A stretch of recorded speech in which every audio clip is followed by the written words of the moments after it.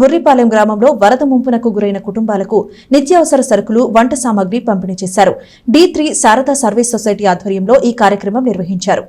తెనాలి మండలం బురిపాలెం గ్రామంలో వరద ముంపుకు గురైన ఎస్టీ కాలనీలో బుధవారం సాయంత్రం పలు సహాయ కార్యక్రమాలు నిర్వహించారు. ఇటీవల వరద ముప్పుకు గురై అనేక ఇబ్బందులు ఎదుర్కొన్న బాధితులను డాక్టర్ శారద పరామర్శించారు. బాధితులందరికీ అవసరమైన వంట పాత్రలు, దుస్తులు పంపిణీ చేశారు.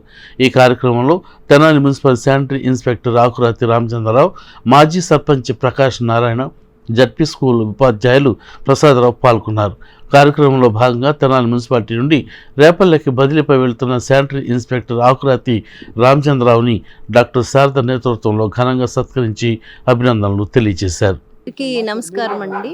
ఈ మధ్య మనకి జరిగిన ఈ న్యాచురల్ కలామిటీ నుంచి ఇప్పుడిప్పుడే అందరూ కోలుకుంటున్నారు. అలాగే ఎవరికి వీలైనంత వరకు వాళ్ళు సహాయ సహకారాలు అందిస్తున్నారు.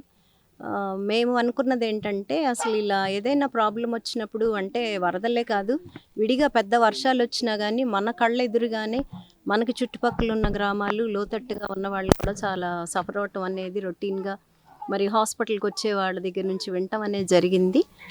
అకౌంటబిలిటీ ఎంత ఉంది ఆఫీసెస్లో చేసే వాళ్ళకి అని.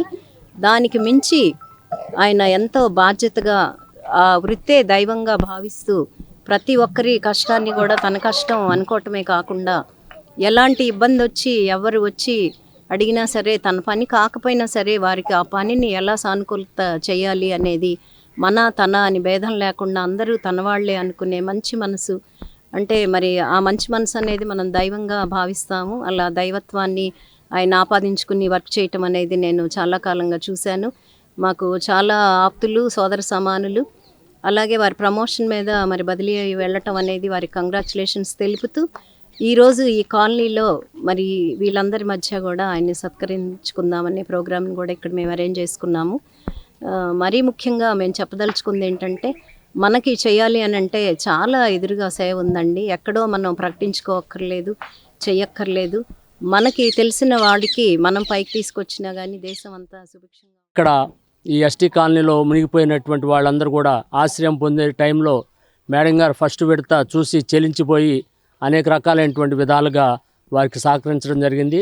అదేవిధంగా ఇప్పుడు మళ్ళీ వెంటనే ప్రకాశ్రావు గారి యొక్క సహకారంతో ఇంకా అనేక సేవా కార్యక్రమాలు, ఆరోగ్యపరంగా, విద్యాపరంగా ఇలాంటి కాలనీలో వెనకబడి ఉన్నటువంటి వాళ్ళకి చేయూతను అందించి మంచి పౌరులుగా, ఆ పిల్లలను కూడా ఉత్తమ పౌరులుగా తీర్చిదిద్ది సమాజాన్ని నిర్మించాలి, అందరూ సమానమైన భావాన్ని పెంపొందింపజేయడానికి బురిపాలెం విచ్చేసి ప్రత్యేకంగా కొన్ని ప్రాథమికమైనటువంటి అవసరాలు తీస్తున్నటువంటి మేడం గారికి ప్రత్యేకంగా మా పాఠశాల తరపున వారికి అభినందనలు తెలియజేస్తున్నాం.